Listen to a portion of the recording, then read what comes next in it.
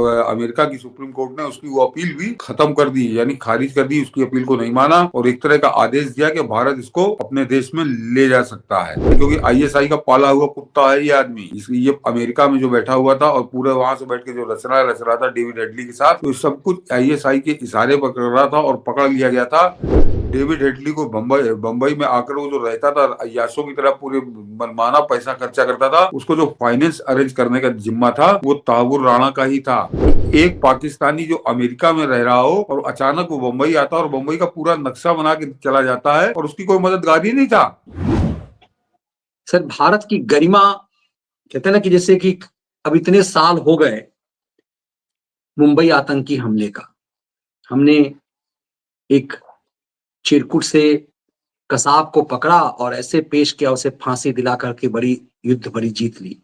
कांग्रेस सरकार ने जाते जाते एक काम कर लिया कि बची खुशी जो साख है वो बच जाए और इस नाम पर हमें राष्ट्रवाद का वोट मिल जाए। लेकिन जो संभव नहीं दिख रहा था, जो असंभव सा लग रहा था, इस मामले का पूरा मास्टरमाइंड तहाबुर राणा अब साफ हो गया। हम लोगों ने कुछ दिन पहले इसे उठाया था इस मुद्दे को, फिर भी कहीं मीडिया में ये महत्वपूर्ण मुद्दा नहीं बन पाया। तहाबुर राणा अब शिकंजे में आ गया। इस बदले हुए अमेरिका की राजनीति और मोदी के प्रभाव को आप इसे कैसे देखते हैं इसमें? हाँ मनीष जी, इसको दरअसल ये समझिए कि अभी आज यानी आज 25 तारीख है, अमेरिका में थोड़ा पहले आ गई कि अब 25 जनवरी को अमेरिका की, उसके बाद एक आखिरी जो एक डूबते को तिनके के सहारा थे कि उसका आखिरी बचा था अमेरिका की सुप्रीम कोर्ट, कि सुप्रीम कोर्ट में वो अपील कर सकता था, तो सुप्रीम कोर्ट में उसने अपील कर भी दी थी। और 25 जनवरी यानी आज ही समझिए, आज अमेरिका की सुप्रीम कोर्ट ने उसकी वो अपील भी खत्म कर दी, यानी खारिज कर दी, उसकी अपील को नहीं माना और एक तरह का आदेश दिया कि भारत इसको अपने देश में ले जा सकता है। तो ये बहुत बड़ी जीत है मनीष जी, ये बहुत बड़ी जीत है। इसको हाँ चलिए ट्वीट पढ़वा दो कि 26/11 के ऊपर आ जाइए मनीष जी ट्वीट पर। हाँ, ये बहुत बड़ी जीत है कि 26/11 के मुख्य मुजरिमों में से एक तहाबुर राणा को भारत भेजने का फैसला अमेरिका की सुप्रीम कोर्ट ने 25 जनवरी को सुना दिया है। गणतंत्र दिवस की पूर्व संध्या पर भारत के लिए यह बड़ी खुशखबरी है। अंतरराष्ट्रीय मंच पर भारत द्वारा पाकिस्तान को दी गई यह बहुत बड़ी और अत्यधिक महत्वपूर्ण पटकनी है। भारत की यह विजय 26/11 हमले के अनेक अनुत्तरित सवालों का जवाब देगी, उत्तरित सवालों का जवाब देगी जिनकी प्रतीक्षा देश पिछले 16 वर्षों से कर रहा है। इस खबर से देश की आस्तीनों में दूध पी रहे देश के गद्दार निश्चित रूप से भयंकर भयभीत हो गए हैं। तो अभी खबर तो मनीष जी दिखा देंगे हम लोग कि ये तहाबुर राणा का यहाँ आने का मतलब आप समझिए कि ये आया कैसे यहाँ पर। ये पिछले 10 सालों के अंदर ये भारतीय एजेंसियों की, पाकिस्तान की एजेंसी आईएसआई, क्योंकि आईएसआई का पाला हुआ कुत्ता है ये आदमी, इसलिए ये अमेरिका में जो बैठा हुआ था और पूरे वहां से बैठ के जो रच रहा था डेविड हेडली के साथ, तो सब कुछ आईएसआई के इशारे पर कर रहा था और पकड़ लिया गया था। और इसको भारत न लाया जाए इसके लिए आईएसआई ने पूरी ताकत झोंक दी थी और पूरी अपनी थैली खोल दी थी कि किसी भी कीमत पर तहाबुर राणा को भारत न लाया जाए। तो अमेरिका की जमीन पर हिंदुस्तान की एजेंसियां बहुत लंबी और बड़ी गहरी लड़ाई लड़ रहे थे। और इस आज जब सुप्रीम कोर्ट का फैसला आया है तो हमारी एजेंसियों ने, भारत ने आईएसआई को आखिरी पटकनी दी है, पूरी तरह से चारों खाने चित कर दिया है। उसके जबड़े से उनका आदमी निकाल कर लाए हैं। ये पाकिस्तानी है तहाबुर राणा। जैसे और लोगों की बात होती तो कोई कश्मीरी होता है, कोई यहाँ का भगोड़ा होता है, ये प्योर पाकिस्तानी है। और जो अमेरिका में आईएसआई का ऑपरेटिव था और वहां रहकर किस तरह से कर रहा था, कितने खतरनाक इसके इरादे थे कि ये बंबई वाला हमला, उसका एक मुख्य मास्टरमाइंड ये है। क्योंकि जिस डेविड हेडली की हम लोग बात करते हैं कि डेविड हेडली को पूरा इंस्ट्रक्शन देने का काम तहाबुर राणा के पास ही था। डेविड हेडली को बंबई में आकर वो जो रहता था अय्याशों की तरह पूरे मनमाना पैसा खर्चा करता था, उसको जो फाइनेंस अरेंज करने का जिम्मा था वो तहाबुर राणा का ही था। और रिपोर्ट भी एक तरह से वो तहाबुर राणा को ही करता था, फिर राणा आगे आईएसआई को बढ़ाता था। तो डेविड हेडली से ज्यादा बड़ा वो अभियुक्त था, ये इसको पास ज्यादा जानकारी है।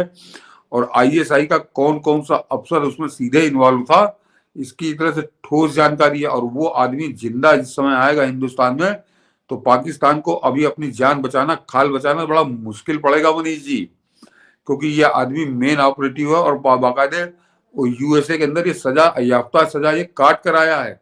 और इस आदमी से ज्यादा किसी को इस बात की जानकारी नहीं है कि डेविड हेडली का हिंदुस्तान में मददगार कौन कौन था। जो मैंने लिखा है ना अपने ट्वीट में कि जो देश के गद्दार हैं वो भयंकर खतरा महसूस कर रहा है, भयंकर रूप से भयभीत है, कि वो सारी रिपोर्ट जाकर अपनी, क्योंकि तहव्वुर राणा को करता था और तहव्वुर राणा को बताता था कि किससे मिला है किससे नहीं मिला है, कौन क्या मदद करेगा, कौन क्या उसको आगे मदद पहुंचाएगा। तो उसमें सबसे बड़ा जानकार आदमी, खबरों का खजाना एक तरह से भारत के हाथ लगा है। और अब किसी प्रकार की कोई आपको चिंता करने की जरूरत नहीं है, क्योंकि जो आखिरी लड़ाई थी वो अमेरिका के सुप्रीम कोर्ट में हो रही थी और उसको भी भारत ने आईएसआई को पटक के जीता है। ये तो 14 साल से जेल में बंद था, इसके पास कहाँ रकम और कौन इसके लिए वहां पे दौड़ के नीचे से लेकर ऊपर तक पैरवी कर रहा था। इसके लिए पैरवी कर रही थी आईएसआई के वकील लगे थे, आईएसआई के दलाल लगे थे कि वो, और आईएसआई पूरी जान लगाई थी कि किसी भी कीमत पर तहव्वुर राणा को भारत जाने का आदेश ना हो, तहव्वुर राणा वहीं मर जाए या अमेरिका में जेल काटता रहे। लेकिन आज ये भारत के हाथ में बड़ी जीत लगी है और सबसे बड़ी जीत यह है कि वो आदमी मेरे ख्याल से ज्यादा अब ये मान लीजिए, क्योंकि अब जो फॉर्मेलिटी रह गई है वो फॉर्मेलिटी केवल इतनी रह गई है कि हिंदुस्तान की एजेंसियों को वहां जाना है, उसको अपनी हिरासत में लेना है और पहली फुर्सत में लेकर हिंदुस्तान चले आना है। तो ये होने के बाद जो पाकिस्तान अभी तक मुकरता रहा मनीष जी, पूरी दुनिया में जब 26/11 की बात होती है, और आज भी तो पाकिस्तान बड़ी बेशर्मी से कहता है कि हमारा इसमें कोई रोल ही नहीं है, हमारे को सबूत दिखाओ। तो अब सबूत जो है वो जिंदा, वो तहव्वुर राणा वो जिंदा सबूत होगा और वो बोलेगा तोते की तरह यहाँ आने दीजिए उसको। तो जो हिंदुस्तान की एक बड़ी जीत, और मैंने कहा ना कि उसके पास या तो डेविड हेडली के पास खबरें थी कि कौन उसकी यहाँ पर मददगार था। ये आप आसानी से समझ सकते हैं कि एक पाकिस्तानी जो अमेरिका में रह रहा हो और अचानक वो बंबई आता है और बंबई का पूरा नक्शा बना के चला जाता है और उसकी कोई मददगार ही नहीं था। ये पागलों वाली बात होगी। आप जैसे कहना कि आदमी की आंखों में धूल झोंकना, जैसे आजकल सैफ अली के लिए धूल झोंकी जा रही है, ये उस तरह की कहानी किस्सा है कि डेविड हेडली आया और एक नहीं कई बार आया। और आपको मनीष जी ताजुब होगा कि वो बंबई हमले के बाद भी भारत आया था, यानी उसका जरा साहस देखिए। मेरे ख्याल से मार्च 2009 में आया है या मार्च 2010 में, मार्च 2009 में, यानी बंबई हमला नवंबर 2008 में होता है और उसके 4 महीने बाद वो फिर वो भारत आता है और 10 दिन घूमता है, पुणे में जाता है और कुछ जगहों पे जाता है और उनकी रेकी करके जाता है। तो जो आदमी इस तरह का दुस्साहस करता है, बंबई की रेकी करता है, और उसका जानने वाला कोई हिंदुस्तान में मिला ही नहीं हमारी एजेंसियों को, कैसे संभव है ये? यानी वो कोई हीमैन था, सुपरमैन था कि अकेला आता था अकेला चला जाता था, उसको रास्ता बताता होगा, कोई इंपॉर्टेंट जगह बताता होगा, बिना इसके असंभव। तो वो जो उसके मददगार कौन लोग थे ये और वो लौट के रिपोर्ट अपना जो है तहव्वुर राणा को करता था कि किसको कितना पैसा दिया। तो ये सारी बातें तहव्वुर राणा के पास दर्ज हैं। और अब मैं बता रहा हूं कि जरा ये कोई सामान्य संयोग नहीं है। याद करिए कि किस तरह से बंबई हमले के बाद कैसे यहाँ पर पूरी किताब छापी गई और उसमें महाराष्ट्र का गृह मंत्री शामिल हो गया, महेश भट्ट शामिल हो गया, तो दिग्विजय सिंह चला गया दिल्ली से दौड़ के उस समारोह में शामिल होने। तो इस तरह की उलूल जुलूल किताबें और इतने बड़े बड़े दिग्गज शामिल होते हैं तो बिना पैसे के नहीं शामिल होते हैं, कोई बड़ी साजिश होती है, उस साजिश का कोई स्पॉन्सरर होता है और वो सिर्फ इसलिए होता है ताकि वो उनका था कि डेविड हेडली को बचाओ, ये तहव्वुर राणा को बचाओ। तो दिग्विजय सिंह उसको बचाने में शामिल था, वो महेश भट्ट उसको बचाने में शामिल था, और ये लोग पाकिस्तानी आतंकवादियों को बचाने में शामिल थे कि अजमल के साहब को भी फांसी ना हो। और इसलिए इन्होंने किताब निकाल के छापी थी कि 26/11 आरएसएस की साजिश। तो ये सारे गद्दार इनकी बहुत घबराहट होगी कि तहव्वुर राणा पता नहीं क्या बोलेगा। ये इनकी दिल की धड़कनें बढ़ी हुई हैं, इनका ब्लड प्रेशर बढ़ा हुआ है, और हिंदुस्तान का ब्लड प्रेशर इस समय बहुत हाई है। इसका मतलब ये भी, इसकी संभावना भी है कि तहावुर राणा यह सच भी खोल सकता है कि कैसे हिंदू आतंकवाद साबित करने के लिए मुंबई पर आतंकी हमला कराया गया। मतलब भारत की तब की ताकतवर सिस्टम ने हिंदू आतंकवाद गढ़ने के लिए, चूंकि इस्लामिक आतंकवाद की बात हो रही थी, पूरे देश भर में कांग्रेस का वजूद खत्म हो रहा था कि देश जहां तहां ब्लास्ट हो रहे थे, तो इसे टारगेट करने के लिए कि नहीं नहीं, आतंकी तो का कोई धर्म नहीं होता, ये जो कांग्रेस स्टाइल की पॉलिटिक्स थी, तहावुर राणा यह सच भी खोल सकता है क्योंकि पाकिस्तान पर कभी भी भारत ने अटैक नहीं किया इस मामले में, मतलब शाब्दिक अटैक। आप कल्पना भी नहीं कर सकते कि सोनिया की मनमोहनी सरकार कोई एयर स्ट्राइक कर देती वहां पर या सर्जिकल स्ट्राइक कर देती, लेकिन जो दिग्विजय सिंह ने जो स्क्रिप्ट लिखी, हो सकता है कि ये प्री प्लान्ड था मुंबई पर आतंकी हमला। तहावुर राणा ये सच खोल दे। हाँ मनीष जी, ये जो 26/11 का जो हमला हुआ, तो वो जो 10 आतंकी लफंगे उन्होंने भेजे थे, जो 9 मर गए थे, बाद में अजमल कसाब को फांसी हुई, वो तो पाकिस्तान की जो ISI पाकिस्तान में बैठी थी, उसकी भूमिका वहां पे थी कि इन 10 लफंगों को ट्रेंड करके भेजो। लेकिन उन 10 लफंगों को बंबई ही भेजना है, बंबई में कहाँ कहाँ भेजना है, कितनी बड़ी संख्या में भेजना है, ये सारा बैठकर तय कर रहे थे डेविड हेडली और तहावुर राणा।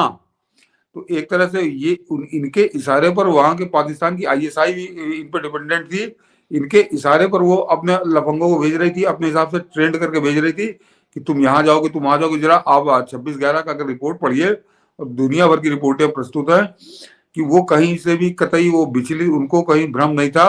उन्होंने वहां समुद्र के किनारे उतरे, उन्होंने बाकायदे टैक्सी लेकर कोई टाटा के यहाँ चला गया, कोई ओबराय के होटल में चला गया, कोई चवाद हाउस चला गया जो इजराइल था।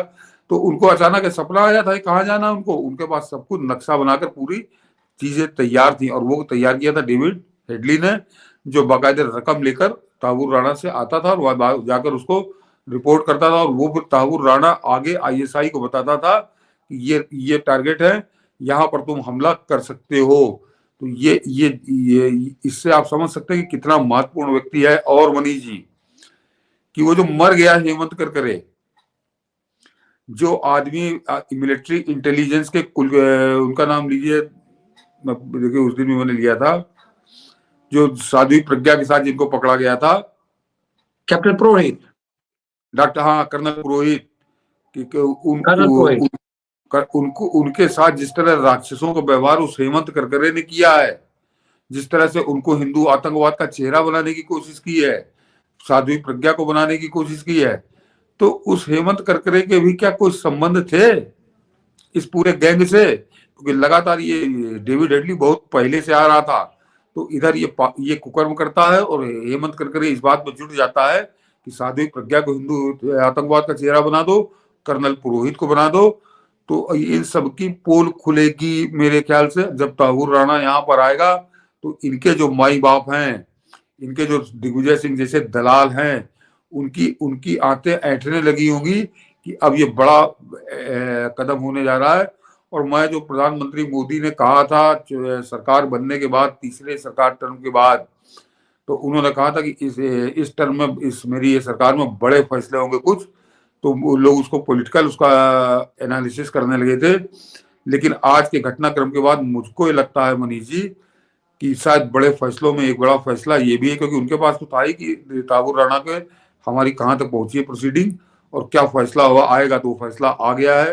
तहावुर राणा अब 2 दिन 4 दिन जो भी है, 1 हफ्ते से ज्यादा नहीं लगना है, तो वो उसका यहाँ पर आना भारत के गद्दारों की, देश के गद्दारों की, आस्तीन के सांपों की धड़कनें बढ़ी हुई हैं।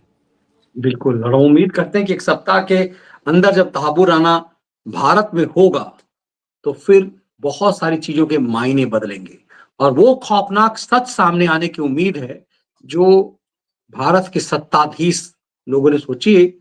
देश की जनता ने जिस भरोसे के साथ जिन्हें सत्ता सौंपा था, उनने भारत को, सनातन को बदनाम करने के लिए किस तरह की साजिश की। तहावुर राणा इन तमाम चीजों को खोलेगा। पूरे धर्म को मनीष जी, पूरे 100-125 करोड़ जो हिंदू रहते हैं उनको अपमानित करने का, उनको लांछित करने का, उनको अपराधी घोषित करने का षड्यंत्र था ये। कि याद करिए कि किस तरह से हिंदू आतंकवादी इन्होंने ही शुरू किया था, हिंदू आतंकवाद शुरू किया था। और साध्वी प्रज्ञा और कर्नल पुरोहित तो दोनों जीवित उदाहरण हैं उसके, साध्वी प्रज्ञा, कर्नल पुरोहित तो अपनी नौकरी की वजह से वो नहीं आते हैं टीवी पर, लेकिन साध्वी प्रज्ञा तो कम से कम 100 इंटरव्यू वो दे चुकी है, और वो चिल्ला चिल्ला कर हेमंत करकरे को बताती कि कैसा पापी व्यक्ति वो था, और उसको इन कांग्रेसियों ने शहादत का दर्जा देकर कैसा शहीद बना दिया। क्या किस तरह का साजिश चल रही थी इस देश के अंदर, ये भगवान ही जानता है। बिल्कुल, और इसे माना जा सकता है कि रिपब्लिक डे पर ये भारत को एक बहुत बड़ा गिफ्ट होगा, और बहुत बड़ा भारत गिफ्ट। द्रोहियों की आंतें जो है ना टाइट करने वाला होगा। और बहुत सारे भारत द्रोही और जेम्स राय के चेले तमाम जिन लोगों ने इसे गढ़ा था कि इस्लामिक आतंकवाद गढ़ते हो तो ये भी तो बोलो, एक पैरेलल जो चलाने की नैरेटिव को तैयारी की गई, उस पर एक बड़ा प्रहार होगा। उसका अभी कहीं मोदी जी संकेत नहीं आ रहा, लेकिन ये बहुत खुलकर आ रहा है कि डेविड हेडली का 100% फाइनेंसर यही आदमी था। तो वो केवल डेविड हेडली का ही ये फाइनेंसर था कि कहीं और भी फाइनेंस हिंदुस्तान में कर रहा था ये? तो इसमें अभी कई लोगों की कलई खुलेगी। चलिए, हम सब इंतजार करते हैं कि किन किन की कलई खुलती है और भारत के सामने क्या सच आता है। और इसके और महेश भट्ट के संबंध हम लोगों को बता दूं कि इससे पहले 1 तारीख को एक फैसला आया था अदालत का, उस दिन भी हम लोगों ने कार्यक्रम किया था 1 तारीख को, तो उसमें बता चुका हूँ कि महेश भट्ट के साथ इसके क्या संबंध है, तो उसको दोहरा नहीं रहा हूँ।